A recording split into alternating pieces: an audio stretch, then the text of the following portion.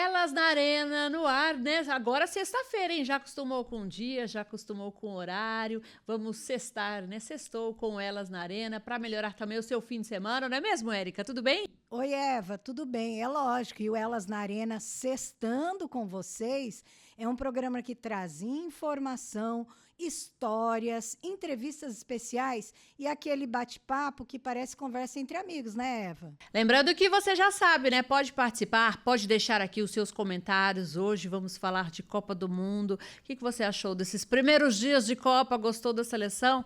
Ai, ai, ai. Hoje, aliás, daqui a pouco, né? Daqui a pouco tem mais Brasil em campo, mas não é só Copa que a gente vai falar, né, Érica? Exatamente. Hoje nós temos uma entrevista maravilhosa com um cara que tem uma experiência fantástica no esporte. Quem será, hein, gente? Quem já ouviu falar de Arthur Mário, com certeza. E nós teremos a honra de tê-lo aqui conosco no próximo bloco. E tem mais agenda esportiva por aqui. Então fique ligadinho porque o Elas na Arena já está no ar.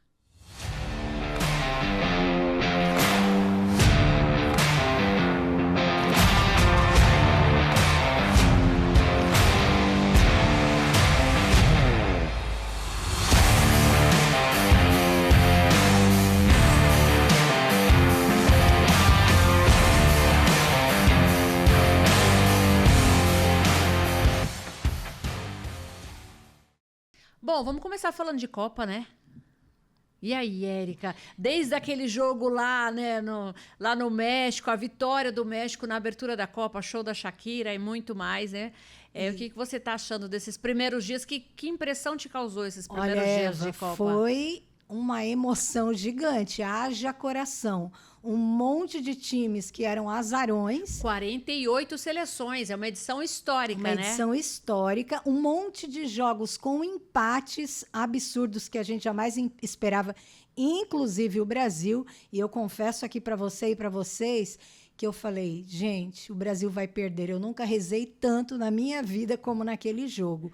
Mas teve muita coisa bacana durante a semana. Muitos jogos que nos surpreenderam, né, Eva? É verdade. Enquanto a gente teve aí um início de semana com muitos empates, depois na terça-feira já festival de gols, muitas equipes goleando. Agora, não tem como olhar para a Alemanha vencer por 7-1, Érica, e não lembrar da seleção brasileira, né? Exatamente, ai, ai. exatamente. Você sabia que no jogo do México tinha mais de 80 mil pessoas torcendo? Pois é, e o México que é invicto no Estádio Azteca, né? O México não perde em Copa ali no Estádio Azteca. Ele vai ter mais jogos durante a Copa em seu estádio. Será que vai permanecer essa invencibilidade? Venceu por 2-0, venceu bonito, né, Eva? Numa abertura, arrasou, né? Numa e quando abertura. a gente fala, não só no futebol, mas em outros esportes, por exemplo, sempre a estreia, sempre o primeiro jogo é mais tenso. O primeiro jogo dá aquele friozinho na barriga, né? Então, eu acho que estreia é complicado. O México foi lá, venceu bem. Gostei muito da França. A França, aquele toque de bola, jogou muita bola. A própria Argentina, com o Messi fazendo 3 gols. Então, eu acho que a seleção brasileira deixou a desejar, né? Poderia ter perdido para o Marrocos, né? Principalmente aquele início de jogo que foi bem complicadinho para a nossa seleção. Aliás, a seleção do Marrocos tem se mostrado com um crescimento fantástico. Não é verdade? Fizeram um jogo muito bacana. Não, e o treinador falou que leu todos os livros do Ancelotti, né? Então ele estudou tudo para chegar ali e fazer aquela partida. Ficou no empate, mas eu acho que a expectativa do brasileiro, a gente são 200 milhões de treinadores, né? Todo mundo tem uma escalação, todo mundo tem, podia ter levado fulano, podia ter levado ciclano, mas na verdade, como não tem mais jeito, a gente tem que ficar com aqueles que estão lá. Mas uma coisa é certa, Ancelotti tem peça para mudar, né? E ele pode melhorar esse time. E já mudou, você sabe me dizer, Eva, porque até então, até a última leitura que eu fiz, o Brasil e o Marrocos tinham sido o jogo com o menor número de finalizações nessa Copa. Já teve outro jogo assim ou não? Ainda mantém, viu? Ainda mantém. Teve o menor número de finalizações. Foi um jogo, diria, atípico, né? Porque é o que a gente espera. Quando a gente fala em seleção brasileira, a gente espera aquele toque bonito na bola, a gente espera, né, várias chances de gols, mas eu acho que o Brasil precisa mexer, Porque agora vem o Haiti, né? O Haiti que é o adversário de número 50, viu, Érica, do Brasil em Copas do Mundo. O Haiti, o Brasil já enfrentou o Haiti por 3 oportunidades, nunca em Copa, pela Copa é a primeira vez, mas a última delas foi há 10 anos, né? Naquela edição do centenário lá da Copa América, em 2016, o Brasil venceu por 7-1. Então, nessa partida contra o Haiti, existe toda essa expectativa. Se o Ancelotti muda a equipe ou se não, mas de repente já pode ser um esboço do time que pode enfrentar a Escócia. Atualizando o Neymar fez na última terça-feira, ele colocou o tênis, depois colocou a chuteira, já pisou no gramado, até porque no dia 17, na última quarta-feira, né, fez um mês da lesão do Neymar, naquela partida contra o Coritiba. Né? Então, desde então, um mês sem jogar. Então, isso faz muita diferença. Agora, só o fato dele estar sentado ali no banco, dele estar uniformizado, dele estar ali ajudando a equipe, já traz, né? Já muda um pouco a história do jogo. Né? Ele está ali, a experiência, né? A experiência dele pode ajudar bastante. Exato. E o que acontece na Copa não é um jogo amistoso. A Copa, todos os times vão para valer. Não tem mais jogo fácil, né? Não tem jogo fácil. E aí os times vão querendo a vitória, vão querer se superar. Então, eu acredito que o Brasil tenha que reagir, sim, para que faça um jogo bonito contra o Haiti, um jogo limpo, né? Bonito, mas que melhore daquilo que jogaram com o Marrocos. E muito, né? Senão vai matar nós brasileiros do coração, né? Até porque, né, vai dar voz àquelas pessoas que falavam, não, o Brasil não passa nem da fase de grupos. Não, gente, por favor, né? Só que quanto melhor ele passar, mais chance de pegar um adversário menos forte nas eliminatórias, né? Ô, Eva, agora conta pra gente, quem você acha que foi a maior surpresa dessa Copa? Olha, para mim, se você falar a maior surpresa, mas pelo lado negativo, foi o Brasil. Eu esperava mais, né? Não, vamos pensar em uma surpresa positiva. Mas aí você vê tantos estreantes, né, de Copa do Mundo e conseguiram, por exemplo, empates, né? Empates com a Espanha, todo mundo esperava, empate com a Bélgica. Um jogo que me surpreendeu bastante foi o jogo do Japão.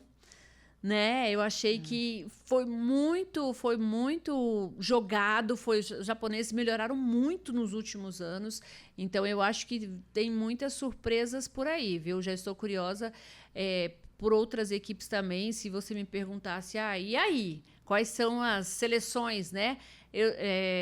Eu diria, não descartaria a Argentina, França, Inglaterra. Brasil, tem que colocar o Brasil aí. Ainda não, do jeito que ele jogou, eu não colocaria o Brasil ainda, né? Vamos aguardar esse jogo daqui a pouco, né? 8h30 da noite, horário de Mato Grosso do Sul, 9h30, né? Horário de Brasília.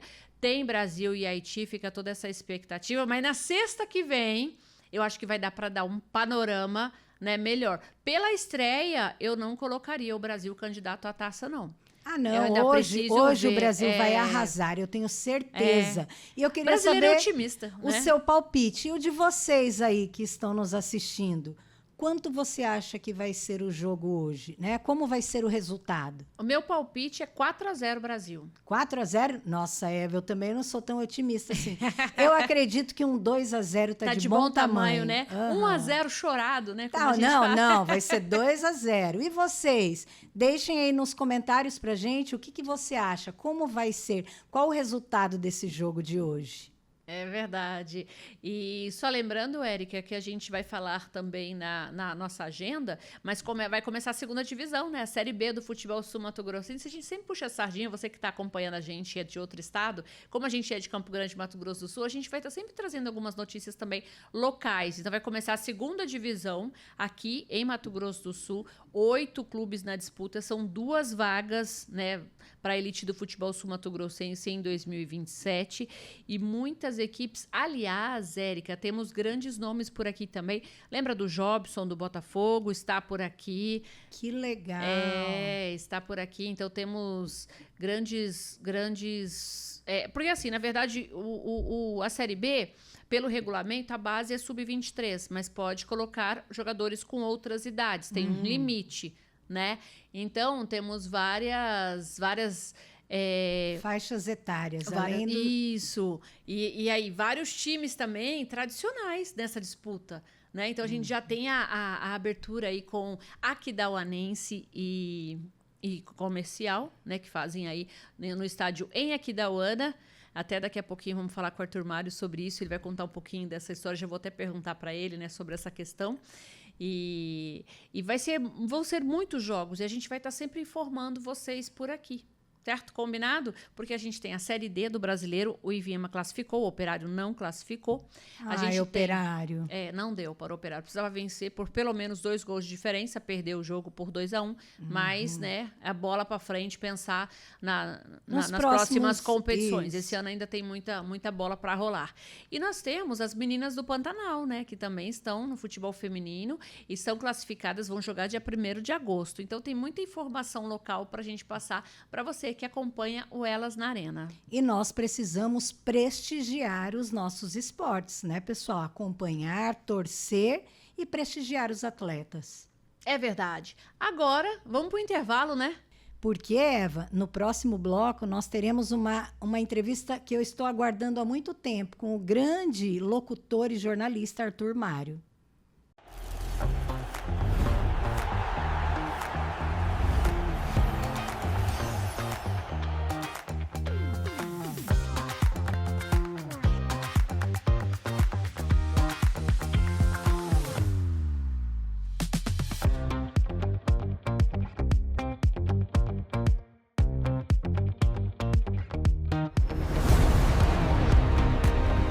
Estamos de volta com Elas na Arena e hoje recebendo um convidado muito especial, jornalista e locutor esportivo, Arthur Mário. Arthur, bem-vindo ao Elas na Arena. Boa tarde, Eva Regina. Um abraço a toda a tua equipe de Elas, né? Esse projeto novo aí, acompanho desde a primeira edição, né? Não olho tudo, mas a cada edição acompanhando um pouquinho, enfim. Num ano tão importante, né? De reflexões em torno do esporte, o mundo analisando o trabalho em torno do futebol, as políticas e grandes decisões em torno do esporte, né? Para onde vai o esporte, né? Porque é futebol, mas futebol acaba sendo um leme que dá rumo também para as políticas em outras modalidades esportivas, né?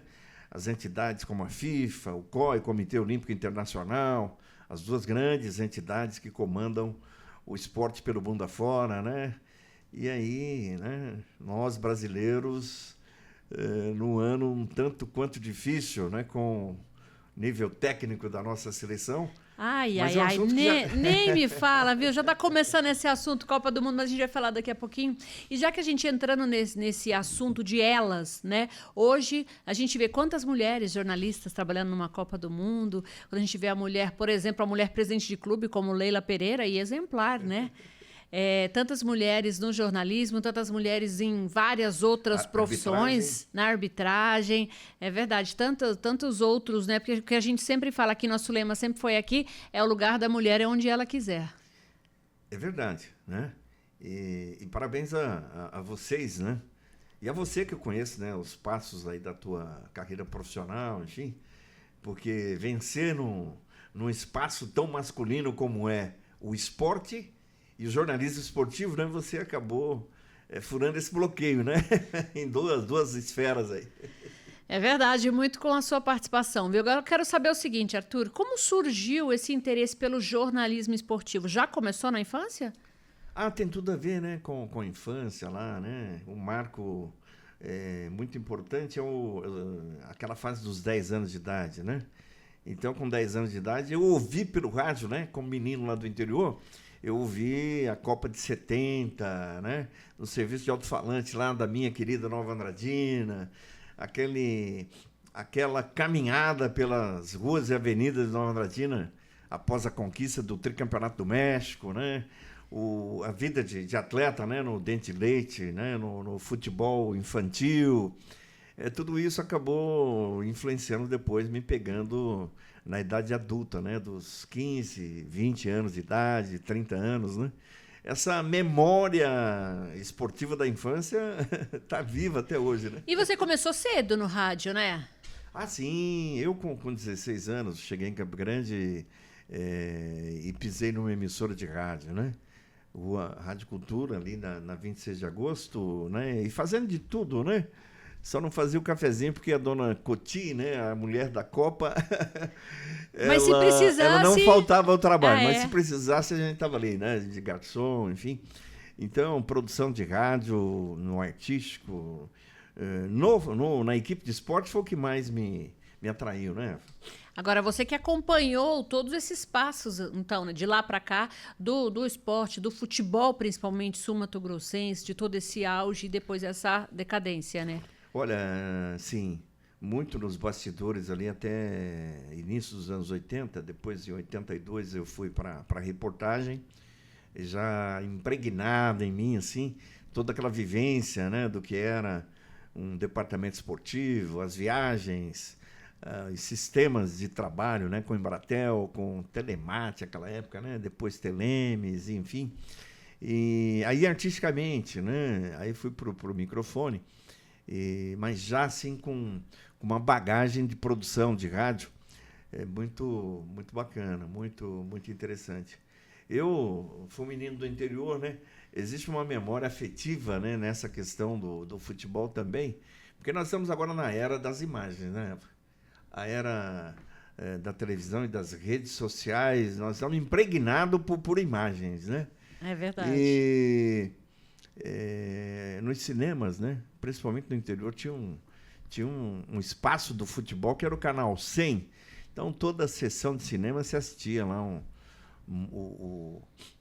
as edições já resumidas do futebol brasileiro, do Canal 100. Eles mostravam muito o futebol carioca, né, a base do Canal 100, que hoje eles estão disponibilizando nas redes sociais. Aquele também mexia muito com o meu imaginário, né, em torno do futebol, da questão das imagens, as transmissões de rádio, enfim. E isso formou esse cabedal de memória tão forte que eu tenho e carrego até hoje. Né? Falando em transmissão, você lembra da primeira, Arthur? Olha, primeira transmissão de futebol. Primeira transmissão de futebol, Estádio Noroeste aqui da UANA, né? Na reportagem, eu e o repórter Gilson Giordano. O narrador era um narrador que passou pelo Rádio Campo Grandense, ele veio do Rádio Paranaense, de uma grande emissora do Paraná, né, Londrina. O Líbio Portela era o narrador que passou aqui nos anos 80. E aí eu tive a honra de cobrir um jogo do Aquidauanense Operário. Aquele Operário de muita saudade, né? Comandado por Carlos Castilho. Ô, saudade boa, né? Foi esse tempo do Reinaldo também? Foi década de 80 que o Reinaldo esteve por aqui também? O Reinaldo é da década de 70, né? Ele trabalhou aqui em Campo Grande de 74, 75 até 77, quando o Osmar Santos leva... Não, 78, no ano da Copa da Argentina, o Osmar Santos... Conheceu o Reinaldo naquele jogo do Palmeiras, né, em fevereiro de 78, terminando o Campeonato Brasileiro de 77. E aí, lá no Estádio Morenão, o Osmar conheceu a narração do Reinaldo, conheceu ele pessoalmente. Poucos meses ali daquele ano de 78, ele contratou, levou o Reinaldo, grande referência nossa, né, para o Sistema Globo de Rádio, né? Eu já ia te perguntar, uma referência para você. Então, já lembrou do Reinaldo Costa? Teve mais um nome? É o Reinaldo, o próprio Osmar Santos e o outro narrador, né, de uma característica muito, muito bacana, que era o Oswaldo Maciel, né? Também, os três trabalhando no Sistema Globo de Rádio em São Paulo, Rádio Globo, Rádio Excelsior. Então, foram e são três narradores marcantes na minha escola, né, de chefiar a equipe e de narrar futebol, né? Os três foram as minhas referências. É verdade. E com o tempo também essa linguagem vai mudando, né? Muita coisa, muita produção também vai mudando. Você sente saudade daquele jeito de se fazer o esporte, a narração, ou você acha que vai se adequando e está tudo certo, vai dependendo do tempo? Olha, nós temos as grandes escolas, né? Principalmente TV Globo, TV Bandeirantes, né? Nos canais abertos, que são referências. E lá, né, nas duas televisões, estão as vozes que vieram do rádio, né? A televisão sempre vai buscar no rádio. E aí, a gente tem algumas personalidades que inovam um pouquinho, mas eu gosto muito daqueles que mantêm a tradição, a linguagem, né? A linguagem tradicional, né? Sem muita inovação. E no rádio, o rádio mudou muito, né? As vozes, os nomes aí, tanto em São Paulo quanto Rio, e eu continuo gostando da velha escola, né? Aqueles que vêm muito para inovar, nem sempre dá certo, né? É verdade. Agora, falando de Arthur Mário, na cobertura de Olimpíadas, de Copa do Mundo, né? Estamos vivendo aí a Copa do Mundo 2026, você com toda essa experiência de transmissões de outras Copas do Mundo. Hoje, o que você está achando dessa primeira semana aí de Copa? Quem assusta? Quem foi a passeio? Como é que tá isso? Porque a nossa seleção, né? Começando com a nossa seleção, que eu não sei o que acontece, mas não venceu, não convenceu e tem muito que mexer, né? Então, a nossa cobertura jornalística, ela sempre foi muito dura com todas as seleções, né? E às vezes algumas seleções fizeram a nossa imprensa esportiva engolir muito daquilo que colocaram de expectativa negativa, né? O grau de cobrança do nosso jornalismo em torno de seleção sempre foi muito pesado, né? Diferentemente de outras nações, de outras equipes, enfim, a cobrança é imensa por tantos e tantos interesses, enfim. Então, algumas seleções já fizeram o nosso jornalismo ter que engolir muito daquilo que se criou de expectativa. Hoje, nós temos uma seleção que não reúne valores individuais como outras, né? outras seleções, né? 2002, 94, 82, né? A nossa grande seleção do seu Tele Santana de 82, enfim. E aí, o que temos de inovação é a presença de um técnico europeu, né? Um técnico europeu que ganhou tudo na Europa, né? O Ancelotti aí à frente da seleção, que veio para conter, inclusive, uma crise. Nós estávamos numa crise técnica e de troca de comando, trocas sucessivas de treinadores. E aí o Ancelotti foi uma solução, inclusive, política, né, para a diretoria da CBF, o país acalmou. É o enfim. Maior salário entre todos os treinadores das outras seleções, né? Grana. A nossa CBF é riquíssima, e com isso é o início só, né, de uma Copa. É bem aquilo que o Romário disse: olha, para quem é do futebol, o empate em estreia de Copa do Mundo tá bom demais. Por exemplo, o problema... 90 na Itália, e eu estava lá, a Argentina, campeã de 86, estreou contra um país africano, contra Camarões, perdeu o jogo lá em Turim. Capa de jornal, abertura, né? E na última Copa também. Camarões. Na última Copa a Argentina perdeu na estreia. Exatamente. E foi campeã. O problema que eu acho não é nem tanto no empate, mas a forma com que começou. E eu vejo de outra forma também. O empate ficou barato. Porque do jeito que começou, pelo menos os primeiros 15, 16 minutos, eu falei, vamos levar a goleada. O negócio tá feio. Então, e o brasileiro cobra, né? O brasileiro não quer só que vença. Ele tem que convencer, tem que jogar bonito, até porque é o futebol do Brasil. Quando você sai do Brasil, e qualquer lugar que você fala que é brasileiro, já te perguntam sobre carnaval e sobre futebol. Então a gente já tem essa coisa de futebol. Então, mas o Brasil, aí vendo ontem a França jogar com aquele toque de bola, aí eu falei, esse aí é o Brasil que eu queria. Então, veja só que esta semana, o jogo da França, o jogo da Argentina, devolve a esperança e a expectativa para todo mundo, porque até a segunda-feira nós não tínhamos acompanhado uma seleção no nível da França, né? E a Argentina com o Messi numa demonstração de valor, de talento individual, né? Essa atuação do Messi mostra o valor, né? E aí Quando você vê o Messi, então a gente vem para a nossa seleção e para os 200 milhões de brasileiros que clamavam pela convocação do Neymar, né? Quando você vê o Messi, puxa vida, olha, se durante a preparação física e a parte médica, né, fisioterapia e tal, se recuperar bem o Neymar, quer dizer, o garoto ainda pode, né, se entrar e jogar alguns minutos, pode trazer uma lembrança de forma materializada com uma boa performance, né? Vamos torcer para que a equipe que cuida do Neymar possa recuperá-lo, né? O Messi mostrou isso aí, né? Portugal lá com Cristiano Ronaldo, 41 anos de idade, enfim. Então, é uma Copa que vai ainda demonstrar, né, em atitudes de técnicos, de jogadores ainda, acho que pode nos brindar com grandes jogos aí.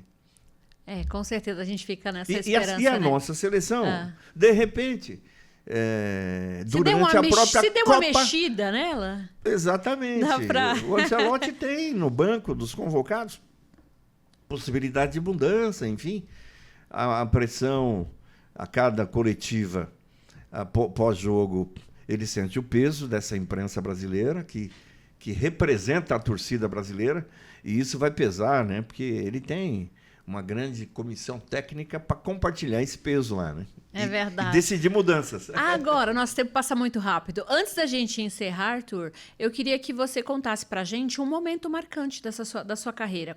Seja ela como narrando algum evento, seja ela participando de algum evento.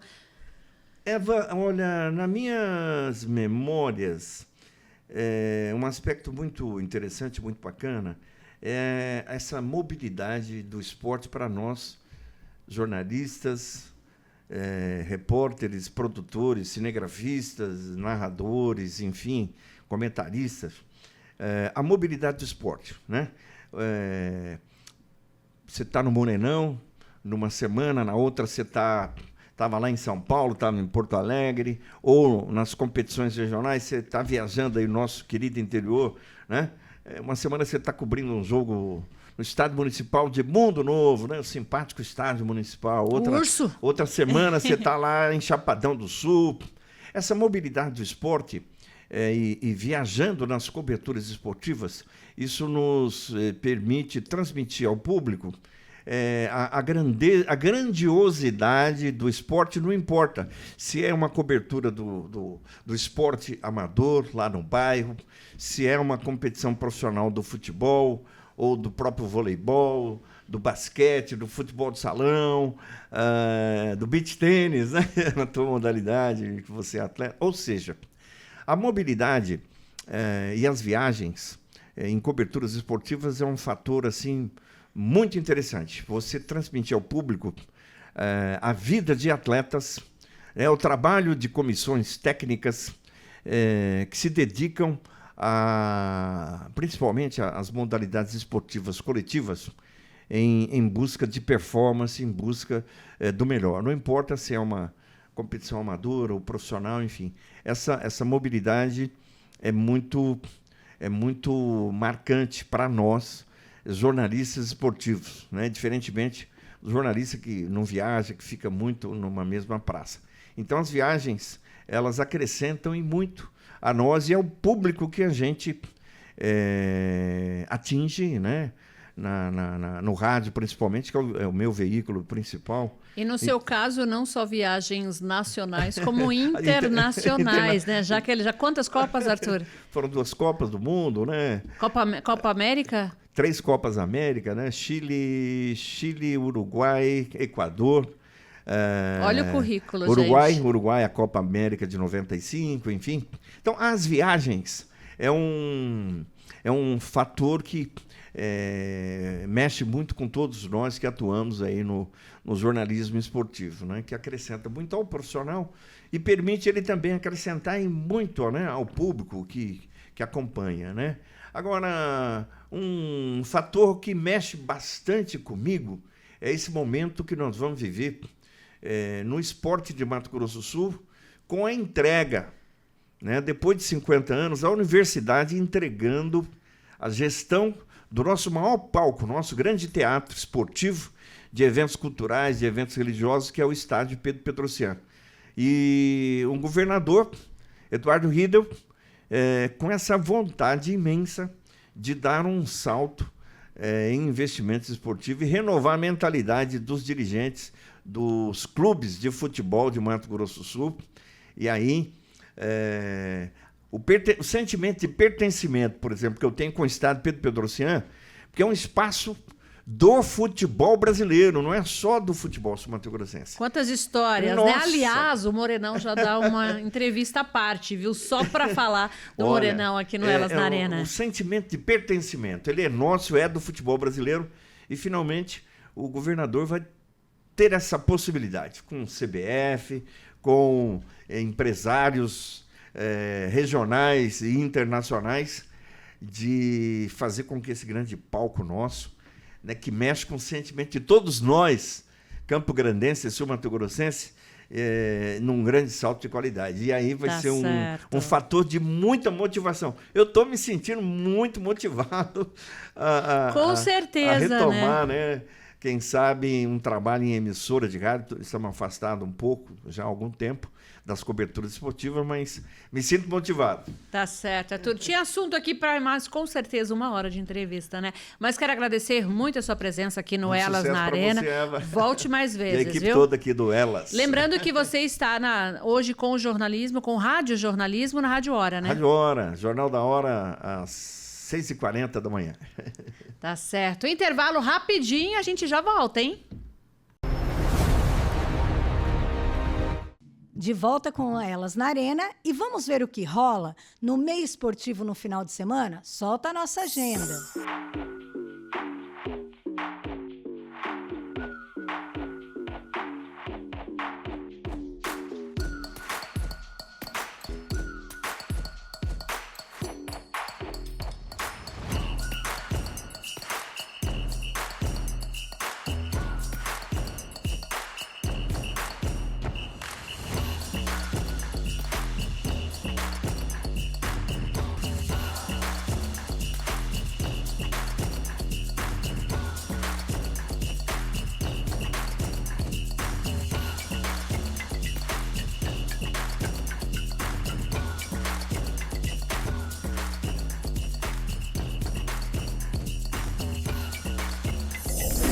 Pessoal, e o nosso programa dessa sexta-feira fica por aqui, mas já estamos preparados para torcer para daqui a pouquinho o jogo com o Brasil. Você está torcendo aí? Eva, foi um prazer estar com você e até a próxima sexta-feira, hein? Até a próxima, Érica. Muito obrigada pela sua companhia, obrigada pela sua audiência. Comenta aqui para a gente poder ler o seu comentário no próximo programa. A sua participação é muito importante para a gente. Aproveita e segue a gente lá no Instagram, Elas na Arena. A gente espera a sua participação. Muito obrigada, um ótimo fim de semana, um ótimo jogo pro Brasil. Ai, ai, ai, que venha a vitória de preferência por goleada. Até a próxima sexta. Beijo!